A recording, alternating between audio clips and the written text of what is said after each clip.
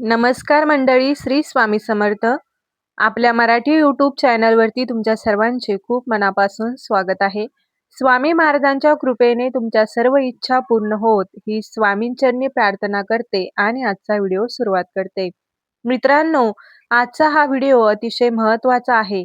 कृपया सुरुवातीचे काही क्षण अतिशय लक्षपूर्वक ऐका, कारण आज जी रात्र येत आहे ती वर्षभरात क्वचित येणारी आणि तितकी शक्तिशाली आहे.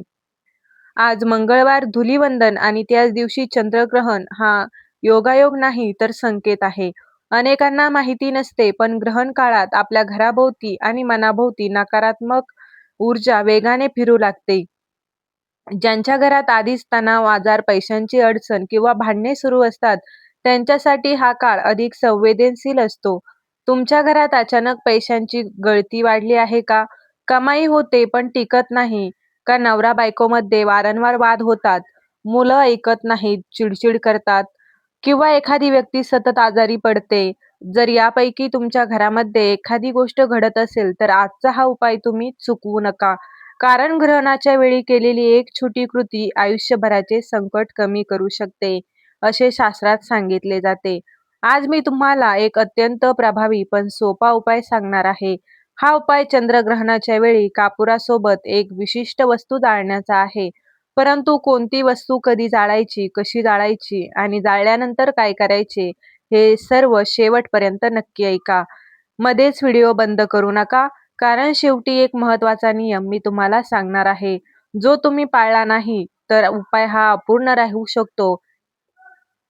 आजचा दिवस धूलिवंदनाचा दिवस आहे. धूळ म्हणजे भूतकाळातील नकारात्मकता आणि वंदन म्हणजे नम्रतेने तिचा निरोप. त्यात चंद्रग्रहणाची सावली जोडली गेली की मन, घर आणि नातेसंबंध यांची कसोटी लागते. चंद्र हा मनाचा कारक मानला जातो, पण मन अस्थिर असेल तर घरात शांतता राहत नाही. म्हणूनच ग्रहण काळात चंद्राशी संबंधित गोष्टींवरती विशेष लक्ष द्यावे लागते. काही लोक या गोष्टी अंधश्रद्धा म्हणून टाळतात, पण ज्यांनी श्रद्धेने उपाय केले त्यांना फरक जाणवला आहे. आपले पूर्वज विनाकारण काहीही सांगत नाहीत. ग्रहण काळात जप, मंत्र, धूप, कापूर यांना विशेष महत्त्व दिले जाते, कारण या काळात वातावरणातील सूक्ष्म ऊर्जा वेगाने बदलते. म्हणूनच आज संध्याकाळी चंद्रग्रहण सुरू होण्यापूर्वी आणि ग्रहण संपेपर्यंतचा काळ अत्यंत महत्त्वाचा आहे. या वेळेत आपण घर शुद्ध केले तर वर्षभराचे अडथळे कमी होतात असे मानले जाते. आता मी तुम्हाला जो उपाय सांगणार आहे, तर तो करताना श्रद्धा, शांती आणि विश्वास ठेवणे अत्यावश्यक आहे. फक्त कृती म्हणून करू नका, मनापासून करा, कारण ग्रहण काळात केलेली प्रार्थना थेट देवी शक्तींपर्यंत पोहोचते असे म्हटले जाते. मंडळी, आता आपण थेट मुद्द्यावर येऊया, पण त्याआधी एक गोष्ट लक्षात ठेवा. ग्रहण काळ हा नेहमीच संवेदनशील मानला जातो. यावेळी घरातील वातावरण जितके शुद्ध आणि शांत ठेवता येईल तितकेच चांगले. म्हणून हा उपाय सुरू करण्यापूर्वी घरात अनावश्यक बोलचाली, भांडणं किंवा नकारात्मक चर्चा टाळा. सर्वप्रथम वेळ समजून घ्या. हा उपाय तुम्ही चंद्रग्रहण सुरू झाल्यानंतर करू शकता, पण सर्वोत्तम वेळ म्हणजे ग्रहणाचा मधला काळ. जर अचूक वेळ माहिती नसेल, तर ग्रहण सुरू झाल्यानंतर थोडा वेळ थांबा आणि मग शांतपणे उपाय सुरू करा. घाई करू नका. उपायासाठी काही लागणार आहे, तर ते म्हणजे एक मातीचे किंवा तांब्याचे भांडे, स्टीलचेही चालेल, पण शक्य असेल तर मातीचे अधिक चांगले मानले जाते. त्यात थोडे स्वच्छ तांदूळ घाला. तांदूळ म्हणजे समृद्धी आणि स्थैर्याचे प्रतीक. आता सर्वात महत्त्वाची गोष्ट म्हणजे कापूर. शक्य असेल तर भीमसेनी कापूर वापरा, नसेल तर साधा कापूर चालेल. 7 छोटे तुकडे घ्या. 7 हा अंक गृहशांतीसाठी शुभ मानला जातो. आता जी विशेष वस्तू आपण कापुरासोबत जाळणार आहे ती म्हणजे पिवळी मोहरी आणि काळे तीळ यांचे मिश्रण. या दोन गोष्टींना नकारात्मक ऊर्जा शोषून घेण्याची क्षमता असल्याचे मानले जाते. त्यात 11 काळे उडीद घाला. हे 3 घटक एकत्र आले की ते दोष निवारण्यासाठी प्रभावी मानले जातात. ही वस्तू हातात घ्या. आता तुमच्या घरातील सर्व सदस्यांवरून, लहान मुलांपर्यंत मोठ्यांपर्यंत, डोक्यापासून पायापर्यंत 7 वेळा हलक्या हाताने उतरवा. प्रत्येकावर वेगळे घेण्याची गरज नाही. एकाच हाताने घेतलेले एकच मिश्रण सर्वांवरून उतरवा. उतरवताना मनात एकच प्रार्थना करा, आमच्या घरातील सर्व दोष, वाद, आजार आणि दारिद्र्य या वस्तूंमध्ये सामावून जाऊ देत. हे करताना घाबरू नये, श्रद्धेने करा. यानंतर हे सर्व मिश्रण त्या कापुरावरती ठेवा.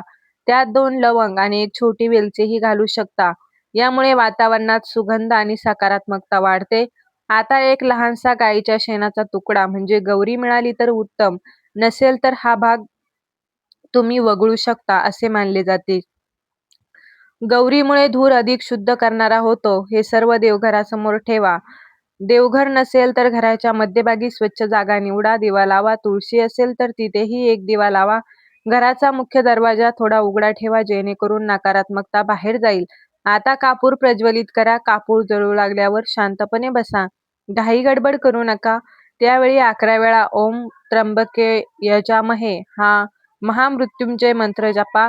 जर मंत्रपाठ नसेल तर ओम नमः शिवाय किंवा श्री स्वामी समर्थ यांचा जप सतत करा.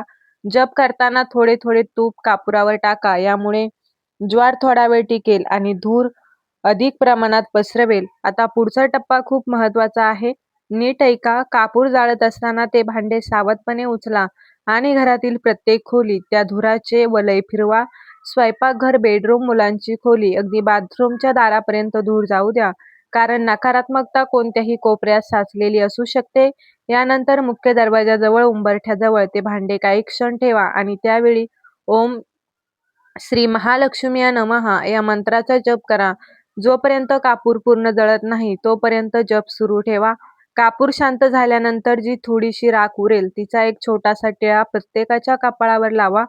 उरलेली राख पाण्यात मिसळून एखाद्या झाडाच्या मुळाशी टाका. पण लक्षात ठेवा, तुळशीच्या कुंडीत टाकू नका. हा उपाय इतकाच नाही, पुढे आता आपण पाहणार आहोत ग्रहणाच्या दिवशी कोणते नियम पाळायचे, कोणत्या चुका अजिबात करायच्या नाहीत आणि एखादी व्यक्ती सतत आजारी असेल तर तिच्यासाठी काय विशेष करायचे.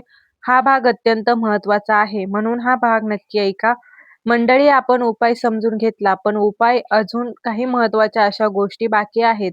कारण ग्रहणाचा परिणाम फक्त घरावर नाही तर प्रत्येक व्यक्तीच्या मनावरती आणि आरोग्यावरतीही होत असतो. सर्वप्रथम घरात एखादी व्यक्ती सतत आजारी पडत असेल, औषधे चालू असतील, बीपी, शुगर, थायरॉइड किंवा कोणताही जुना त्रास असेल, तर तिच्यासाठी एक छोटा पण प्रभावी उपाय आहे. एक विड्याचं पान घ्या, त्यावर एक छोटंसं गुलाबाचं फूल ठेवा. सोबत 1 किंवा 2 बत्ताशे ठेवा. आता हे पान त्या आजारी व्यक्तीवरून 21 किंवा 31 वेळा उतरवा. उतरवाना मनात प्रार्थना करा की या व्यक्तीचा त्रास आणि आजार या ग्रहणाच्या अग्नीत जळून जाऊ देत. ग्रहण काळात ग्रहण संपताच हे पान कापुराच्या जळत्या अग्नीत अर्पण करा आणि मनोभावे प्रार्थना करा. श्रद्धा असेल तर परिणाम जाणवतो असे अनेक अनुभवी लोक सांगतात. आता दुसरी महत्वाची गोष्ट म्हणजे नवरा बायकोमध्ये सतत वाद होत असतील, संवाद तुटला असेल, राग आणि अहंकार वाढला असेल, आजचा दिवस नाते सुधारण्यासाठी दोघांनाही संधी आहे. दोघांनीही एकत्र देवासमोर बसा. 2 लवंगा आणि 2 कापुराचे तुकडे घ्या. आमच्या नात्यातील कटुता दूर होऊ दे अशी देवाकडे प्रार्थना करा. ते कापुरात अर्पण करा आणि शक्य असेल तर एकमेकांचा हात धरून काही क्षण शांत बसा. ग्रहण काळात केलेली मनापासूनची प्रार्थना मनातील अंधार कमी करते. आता सर्वात महत्त्वाचा भाग म्हणजे पहिला नियम. आजच्या दिवशी कोणालाही उधार पैसे देऊ नका आणि कोणाकडूनही उधार घेऊ नका. ग्रहण काळात पैशांची देवाणघेवाण केल्यास आर्थिक अस्थिरता वाढते असे मानले जाते. वस्तू खरेदी करायची असेल तर रोख व्यवहार करा, पण उधारी टाळा. दुसरा नियम, दूध, दही, ताक कोणालाही उसनं देऊ नका. कारण या वस्तू चंद्राशी संबंधित मानल्या जातात. चंद्र मन आणि स्थैर्याचा कारक आहे. या दिवशी या वस्तू घराबाहेर गेल्या तर मानसिक अस्थिरता वाढू शकते असे शास्त्र सांगते. तिसरा नियम, घरात वाद घालू नका. ग्रहणाच्या दिवशी उच्चारलेले कठोर शब्द मनावर खोल ठसा उमटवतात. शक्य तितके शांत राहा. चौथा नियम, स्त्रियांनी पूजा करताना केस मोकळे सोडू नयेत. केस बांधलेले असावेत, कारण शिस्त आणि संयम हे या दिवशी अत्यंत आवश्यक मानले जाते. पाचवा नियम, ग्रहणगण सुरू असताना अन्न सेवन टाळा. शक्य असल्यास ग्रहण संपल्यानंतर स्नान करा आणि मगच अन्न घ्या. लहान मुले, वृद्ध किंवा आजारी व्यक्तींसाठी हा नियम थोडा सैल असू शकतो. आता एक महत्त्वाची अतिशय गोष्ट म्हणजे ग्रहण काळात भीती बाळगू नका. निष्काळजीपणा करू नका. श्रद्धा ठेवा. हा काळ आपल्याला शुद्धी करण्याची संधी देतो. जसा चंद्र काही वेळ सावलीत जातो आणि पुन्हा तेजाने बाहेर येतो, तसंच आपलं जीवनही अडचणींमधून बाहेर येऊ शकतं. आज मंगळवार आहे. मंगळ हा पराक्रम आणि शक्तींचा ग्रह मानला जातो. धुलीवंदन म्हणजे जुनी नकारात्मकता झटकून टाकण्याचा दिवस आणि चंद्रग्रहण म्हणजे मनातील अंधार ओळखण्याचा क्षण. हा तिहेरी संयोग तुमच्या घरासाठी परिवर्तनाचा बिंदू ठरू शकतो. म्हणून हा उपाय श्रद्धेने करा, नियम पाळा आणि सर्वात महत्त्वाची गोष्ट म्हणजे विश्वास ठेवा. आमच्या घरावर दैवी कृपा आहे मंडळी. जर तुम्ही इथपर्यंत व्हिडिओ पाहिला असेल, तर याचा अर्थ तुमच्या मनात तुमच्या घरासाठी, कुटुंबासाठी आणि भविष्यासाठी खरी काळजी आहे आणि ही श्रद्धा तुमची सर्वात मोठी ताकद आहे. आजचा हा चंद्रग्रहणाचा विशेष उपाय तुम्हाला आवडला असेल, तर सर्वप्रथम व्हिडिओला लाईक करा आणि तुमचा एक लाईक म्हणजे फक्त बटन दाबणे नाही, तर असेच नवनवीन व्हिडिओ बनवण्यासाठी प्रेरणादायी ठरू शकते. धन्यवाद.